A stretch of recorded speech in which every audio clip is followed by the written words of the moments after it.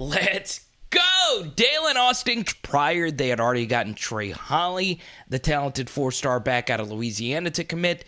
But this time, this is an out-of-state recruit committing to not only Brian Kelly, but Robert Steeples as well. So today, we're going to break down DAYLEN AUSTIN. Obviously, in the background, you see he is a very willing special teamer, but he is a corner. That is what LSU is getting him to do. Maybe he does end up being a returner, but, you know, I've always said this on this channel, you can't ever have enough defensive backs, not only because defensive backs are very valuable in a passing game now, but also because of special teams needs, such as this one. So, at the very least, just studying DAYLEN AUSTIN right off the top here, when he gets to LSU, and hopefully he does end up signing pen to paper down the road, he is at the very least going to be a really good special teamer, maybe not just as a returner, but as you guys saw, a kickoff ace or punt team ace, and you need those guys to end up building a championship roster. So let's start first with, to me, the biggest story here, and it's not, in fact, even DAYLEN AUSTIN.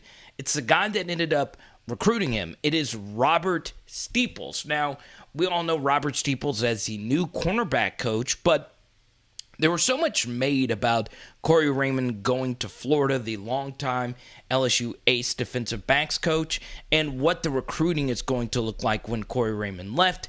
Well, right off the jump here, Robert Steeples has shown that he has the ability to go out and get a big-time prospect such as DAYLEN AUSTIN. So that in and of itself is actually a big story because there was so much made about Corey Raymond's departure.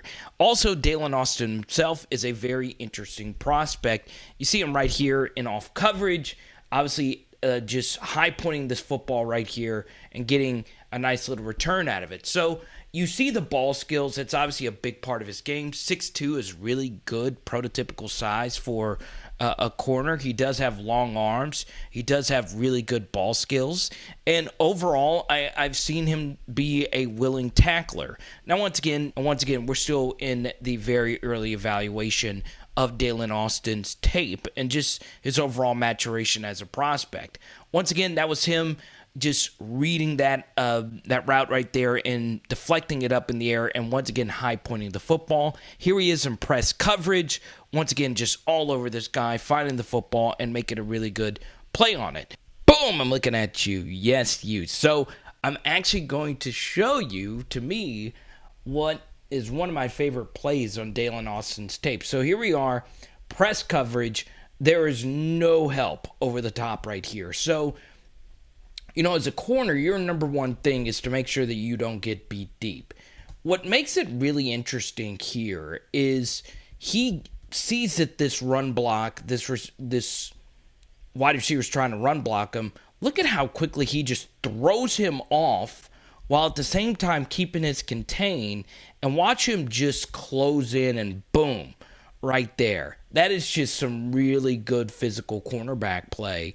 And I've kind of just fallen in love with how physical this guy actually plays. Now, I don't know the level of competition at Long Beach Poly. I'm not an expert at California high school football.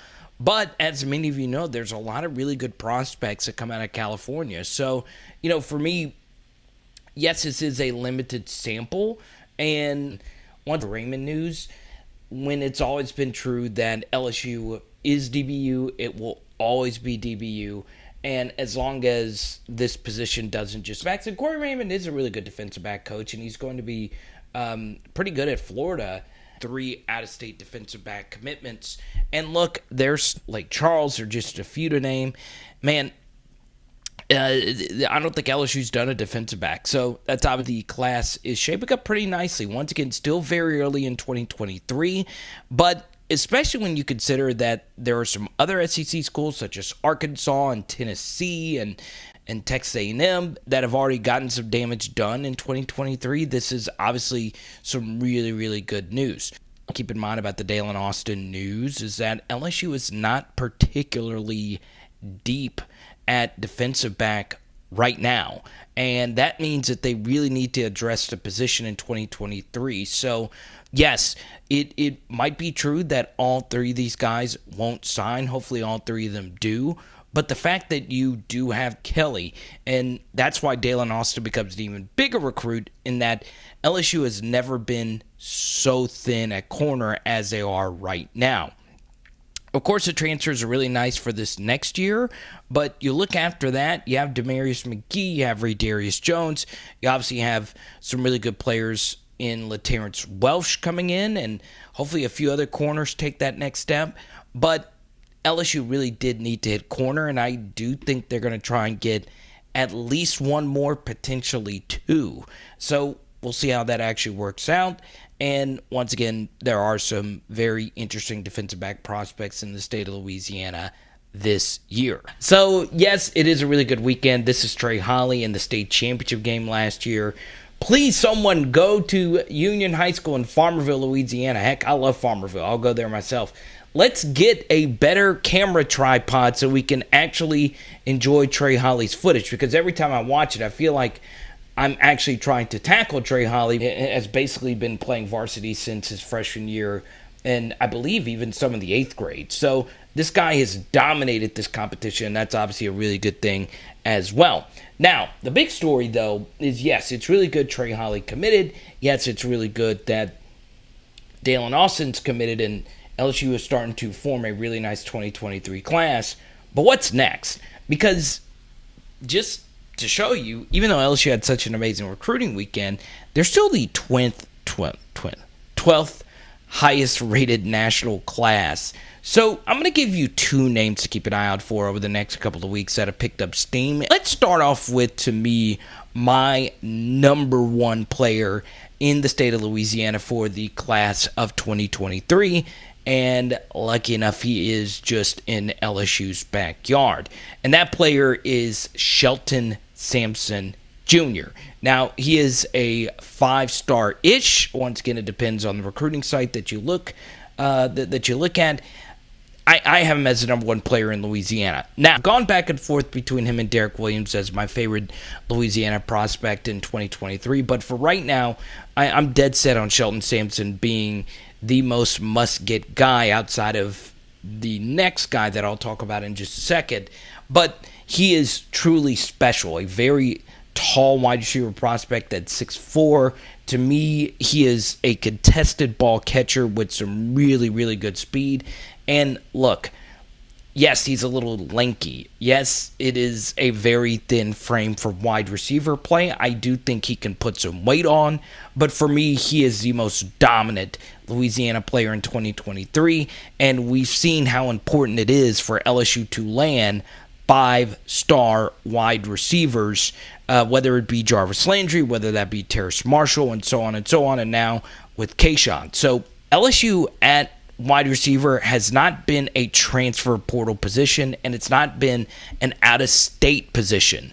Most of LSU's dominance at wide receiver, which has arguably been their best position, it has been with in-state Louisiana wide receivers that join LSU as high school recruits. So that makes it really impressive if you're an LSU fan that most of your players have been homegrown prospects.